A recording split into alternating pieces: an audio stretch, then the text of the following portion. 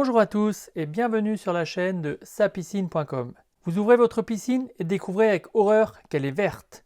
Ne vous inquiétez pas, je vais vous expliquer pas à pas en 7 étapes seulement comment retrouver rapidement une eau limpide.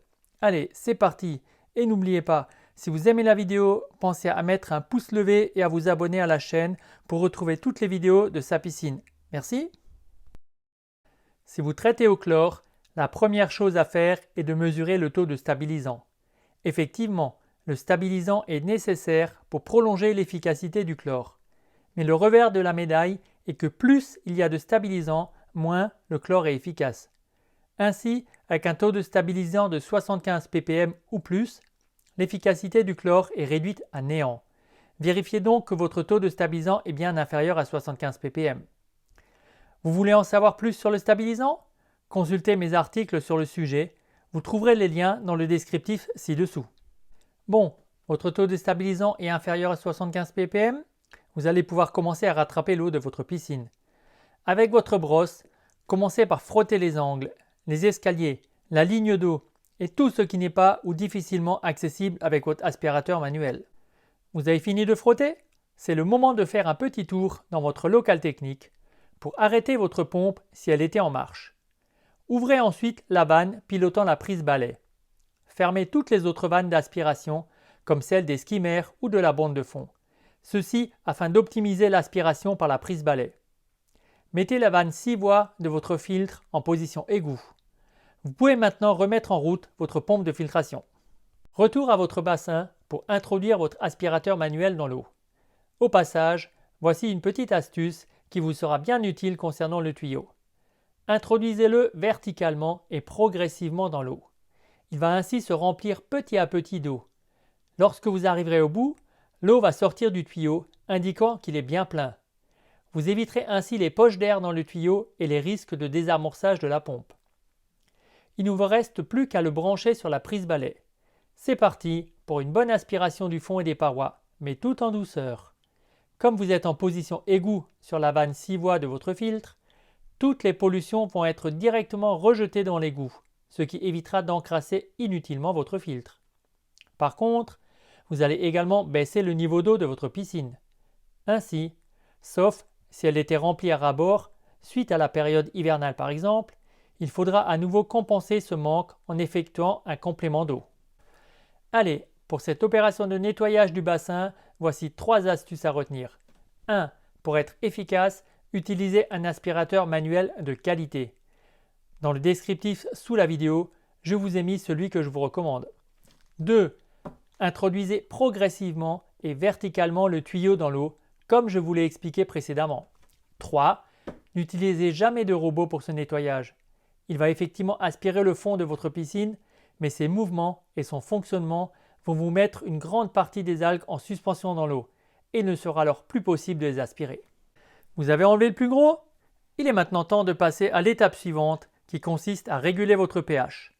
Si vous traitez au chlore, ajustez votre pH entre 6,8 et 7, soit un peu en dessous de la valeur normale.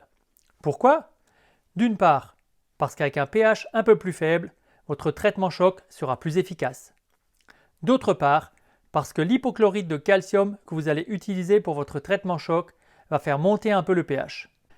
Pour la 4e étape, vous allez procéder au nettoyage de votre filtre afin de commencer sur de bonnes bases. Si vous êtes équipé d'un filtre à cartouche, sortez-la et nettoyez-la soigneusement.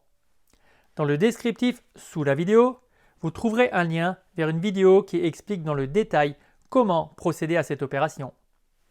Si votre équipement comporte un filtre à sable, procédez à un bon contre-lavage ou un nettoyage en profondeur si votre filtre à sable est vraiment sale.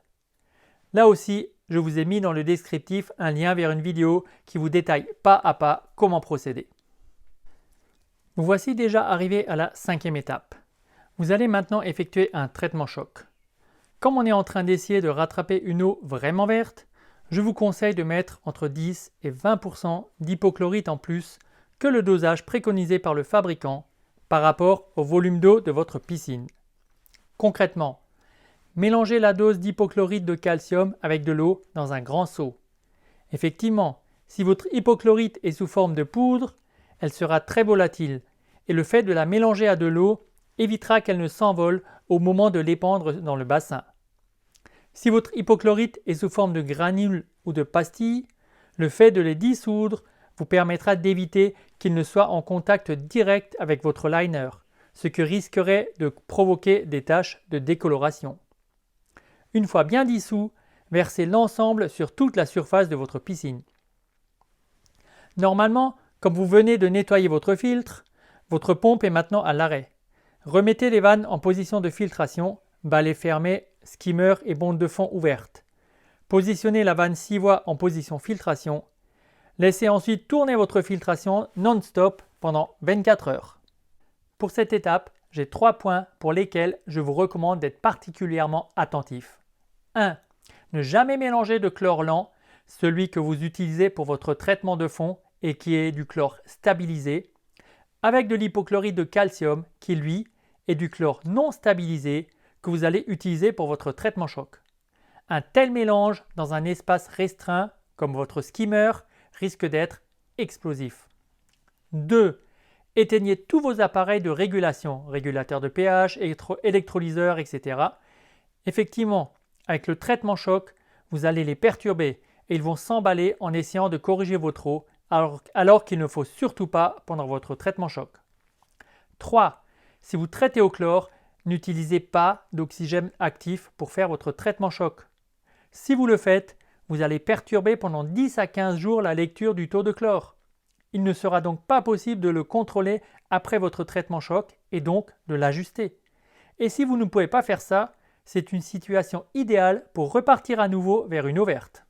Une fois la 5e étape effectuée, vous risquez de vous retrouver avec une eau parfaitement trouble. Pas de panique, c'est normal. Ce phénomène est dû aux algues mortes en suspension dans votre eau.